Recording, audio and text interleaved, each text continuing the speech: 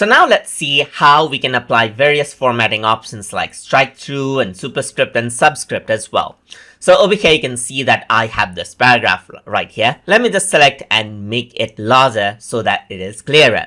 So if I were to go around and select this paragraph right here, I can simply strike it through, as you can see right here. I can go around and make it a superscript by clicking on this button right here. Click on it again to make it a normal text. Click on it again to make it a superscript. But you can go around over here and make it a subscript as well. For example, if you want to say something like a square plus b square right here, what you can do now is you can select out the two and make it a superscript right here. So it's easier to write in formulas. And if you want to, let's say, for example, add in formulas like these ones, then you can go around and turn it into a subscript right here. And this is how everything works, as you can see, just like this. So these are the formatting. So you can go around over here and add in many different formattings right here. You can bold, italicize, underline, then you can go around, change around the color right here and so forth.